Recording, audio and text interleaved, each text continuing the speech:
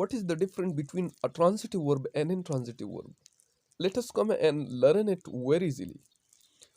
A transitive verb is a verb that accepts one or more objects, and this contrasts with intransitive verbs which do not have objects.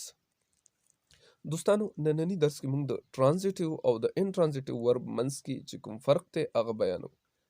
ترانزیټیو ورب هغې ورب ته ویلی شي کوم چې ابجکت ته ضرورت لري، یعنی په خپل پوره معنا ورکولو کې ابجکت ته محتاج وي. که ابجکت هغې سره رانه شي نو هغه خپله معنا پوره نشي ورکولی.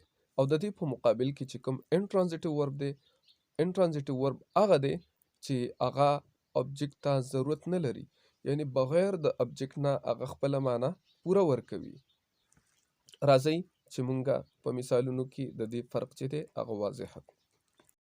په دې مثالونو کې تاسو کتلی شئ لکه اډرس، هیف، برنګ وغیره. دا داسې وربونه دي چې دا په خپله معنا ورکولو کې ابجکت یعنی مفعول ته محتاج وي. که چېرته مونږ ابجکت رانه وړو نو دا به خپله معنا پوره ورنه کړي. مثال په طور باندې I address زه مخاطب کوم. څوک مخاطب کې؟ نو چې کوم ستا مخاطب وي هغه راوړل ضروري دي. مثال I addressed علي، ما علي مخاطب که. دغه رنګې have دی، لکه مثال زه وایم I have، زه لرم یا ما سره شته، څه شته، نو د هغې دپاره دا ضروري ده چې زه ووایم چې I have 10 rupees یا 20 rupees، زه ورسره ابجکت راوړم. یا زه وایم I have a mobile، زه موبایل لرم. نو د دې دپاره ابجکت ضرورت دی. که زه صرف وایم چې I have، ما سره شته، څه شته، نو دا معنا کمپلیټ نه ده. که زه دغه رنګ ویم برنګ، برنګ معنا راوړل، که زه ویم I bring، زه راوړم، معنا کمپلیټ نه ده، بلکې زه به ابجکت ضروري ذکر کوم. زه به وایم چې I bring water، اوبه راوړم، یا I bring a cup of tea، زه یو کپ چې کوم دی هغه چای راوړم. د دې په مقابل کې چې کوم موږ سره انټرانزیټیو ورب دی نو هغه په خپله معنا ورکولو کې ابجکت ته محتاج نه وي، یعنی هغه بغیر د ابجکت نه هم خپله معنا پوره ورکوي. لکه مثال په طور باندې موږ وایو ورک، I work، زه کار کوم، جمله کمپلیټ ده، معنا یې هم کمپلیټ ده. یا I laugh، زه خاندم، یا علي laughs، علي خاندي، نو معنا چې دی کمپلیټ ده. یا I sat، زه کېناستم، یا I go، زه ځم، ابجکت ته چې دی ضرورت دا نه لري. نو داسې وربونه چې هغه ابجکت ته ضرورت نه لري نو دغې ته انټرانزیټیو وربس چې کوم دی هغه موږ ویلی شو. بله اهم خبره، موږ به په اسانه څنګه پیژنو چې دا موږ سره ترانزیټیو ورب دی یا انټرانزیټیو ورب دی؟ نو کوم ورب د هغې نه وروستو چې پریپوزیشن راځي دا به موږ سره چې دی انټرانزیټیو ورب وي. لکه he goes to school، goes نه وروستو ټو پریپوزیشن راغلی، که هغه ټو راشي یا آن راشي یا ان راشي یا بای راشي نو دا به موږ سره انټرانزیټیو ورب وي.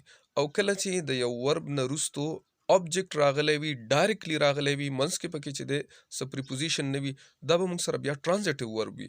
لکه موږ وایو he plays cricket، هغه کرکټ لګوي، نو د پلیز نه وروستو کرکټ ابجکت ډایرکټلی راغلی دا موږ سره ترانزیټیو ورب شو.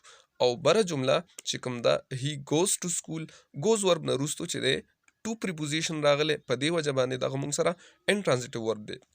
یعنی کم ورب نه وروستو چې موږ څه راوړو او پریپوزیشن ته ضرورت لري نو دغه به موږ سره انټرانزیټیو ورب وي. او کله چې ابجکت ډایرکټ راځي نو دا به موږ سره چې دی ترانزیټیو ورب وي. بله خبره چې ډیره ضروري ده هغه دا ده چې ډیر وربونه موږ سره داسې دي چې هغه ترانزیټیو هم یوز کیږي او انټرانزیټیو هم یوز کیږي. لکه مثال موږ وایو فلای، لکه په دې وړومبي مثال کې موږ وایو he flies، هغه الوزي. څه الوزي؟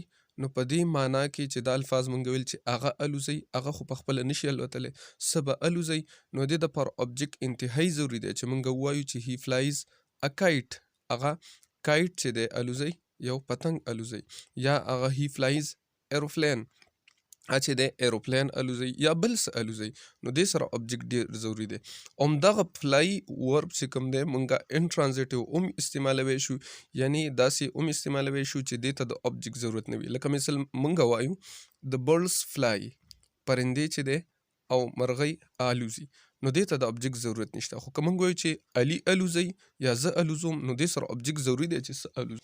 خلاصه مونږ سره دا شوه که چېرته یو ورب خپله معنا بغیر د ابجکت نه ورکوي دا موږ سره transitive verb شو او که بغیر د object نه خپله معنا ورکوي دا موږ سره intransitive verb. Thank you for watching.